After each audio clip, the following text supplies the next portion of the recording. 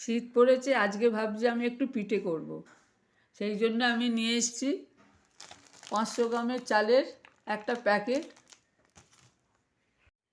আমি গণেশ কোম্পানির চালের গুঁড়ো, একটা আতপ চালের গুঁড়োর প্যাকেট নিয়ে এসেছি। এইটাকে আমি খুব গরম ফুটন্ত জলেতে চালের গুঁড়িটা দিয়ে দিয়েছি, ওতে একটু নুন দিয়েছি পরিমাণ মতো। নুন দিয়ে খুব ভালোভাবে মেখেছি, আটা মাখার মতো মেখেছি। ঠিক এরকম নরম হবে মাখাটা। এবার এটাকে আমি কিছুক্ষণ রেস্টে রেখে দেবো।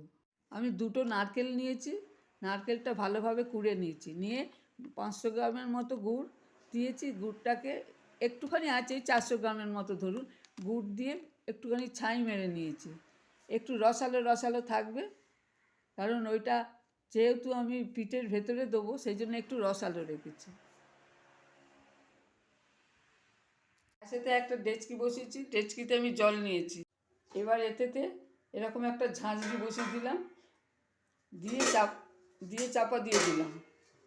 যখন জলটা ফুটবে তখন চাপাটা খুলে আমি যে পিঠে তৈরি করব পিঠেগুলো দিয়ে দেবো। আমি ঝাঁঝরিতে একটু সাদা তেল ব্রাশ করে দিয়েছি, যাতে পিঠেগুলো দিলে গায়ে জড়াবে না। আমি যেটা তৈরি করেছিলাম, এবার এর থেকে আমি ছোট ছোট করে লেচি কেটে নিয়েছি ডো থেকে। এটা হাতে এরকম সাহায্যে একটা বাটির তৈরি করি।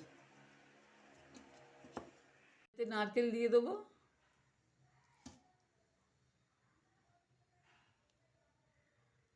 দিয়ে মুখটা এরমভাবে বন্ধ করে দেবো।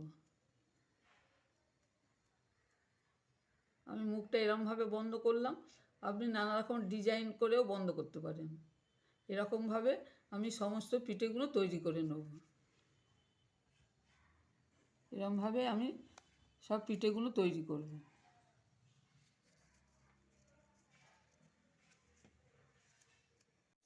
আমার কিছুটা পিঠে তৈরি হয়ে গেছে, এবার এটাকে আমি ভাপাবো।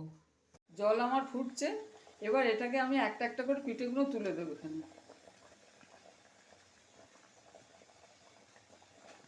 তেল ব্রাশ করে দিয়েছি, যাতে গায়ে গায়ে লাগলেও জড়িয়ে যাবে না।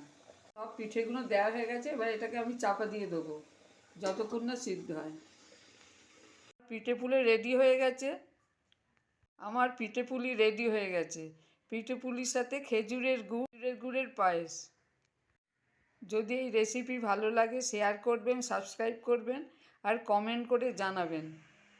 অবশ্যই নিশ্চয়ই শীতকালে পায়েস পিঠে করবেন, করে খাবেন, খেয়ে এবং আমাদের জানাবেন যে কীরকমভাবে কাটলো এই শীতটা।